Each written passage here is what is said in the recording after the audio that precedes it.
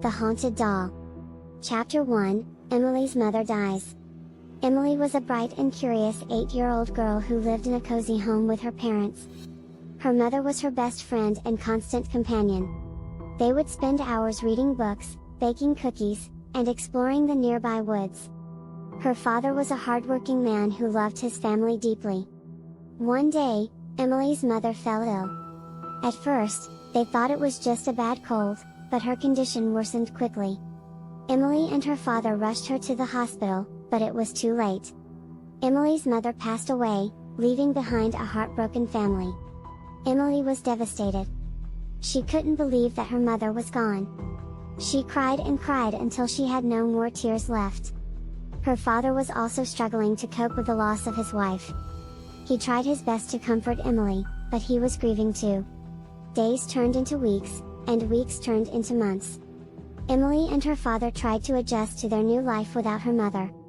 They continued to do things that they used to do with her, but it was never the same. The house felt empty and silent without her laughter and chatter. As time passed, Emily started to miss her mother more and more. She would look at old pictures and remember the happy times they shared. She would cry herself to sleep every night, wishing that her mother was still with her. Her father did his best to be there for her, but he was also struggling. He was lonely and missed his wife terribly. He tried to distract himself by working long hours, but it only made him feel more isolated. Emily missed the warmth and comfort of her mother's embrace.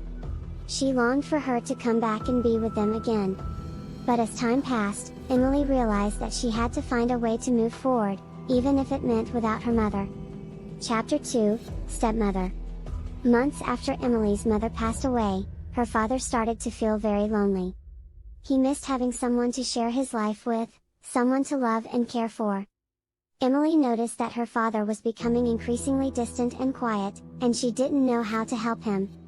One day, her father came home with a surprise. He had met a woman named Grace, and they had fallen in love. Emily was hesitant at first, but when she met Grace, she realized that she was kind and caring.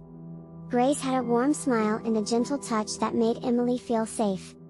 As their relationship grew, Grace started to spend more time at their house. She would help Emily with her homework, bake cookies with her, and take her on walks in the park. Emily started to feel like Grace was becoming a part of their family, and it made her happy to see her father happy again. One day, her father sat down with Emily and told her that he and Grace were getting married. Emily was excited but also a little nervous. She didn't know what it would be like to have a stepmother, and she wasn't sure if she would be able to love Grace like she loved her mother. On their wedding day, Emily wore a pretty dress and held her father's hand as they walked down the aisle. Grace looked beautiful in her wedding gown, and Emily felt a sense of happiness and hope for the first time since her mother passed away. After the wedding, Grace moved in with them, and Emily started to adjust to her new life with a stepmother. Grace was always kind and caring towards Emily, and she made sure that she felt loved and included. They would have family game nights and watch movies together, and Emily started to feel like they were becoming a real family. Although Emily still missed her mother, she knew that she had a new mother figure in her life who cared for her deeply. She was grateful to have Grace in her life and hoped that they would always be a family.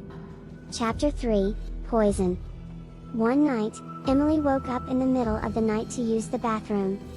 As she walked back to her room, she heard whispering coming from her stepmother's room. Emily was curious, so she tiptoed closer to the door to listen. To her shock, she heard her stepmother talking on the phone, saying that she was going to poison Emily's father and herself so that they could start a new life with the insurance money. Emily's heart raced with fear and disbelief.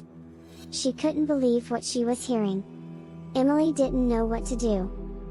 She couldn't just confront her stepmother and tell her father, but she knew that she had to do something to stop her.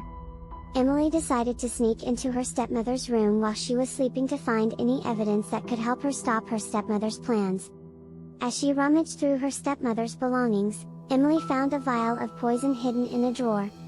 She realized that her stepmother was serious about her plan and was ready to go through with it. Emily knew that she needed help to stop her stepmother's plan. She had to tell her father, but she didn't want to put him in danger. She needed a plan to stop her stepmother without risking anyone's safety.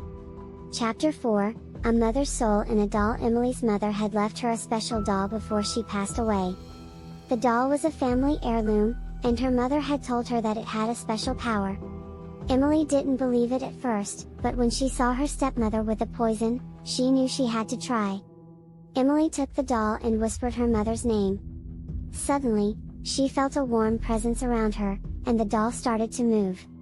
It led Emily to a secret door that she had never seen before. Emily followed the doll, and it led her to a hidden room. In the room, she found a book that had instructions on how to create a potion that could counteract the poison. Emily quickly made the potion and gave it to her father and stepmother, pretending that it was medicine to help them feel better. The potion worked, and Emily's father and stepmother were saved from the poison.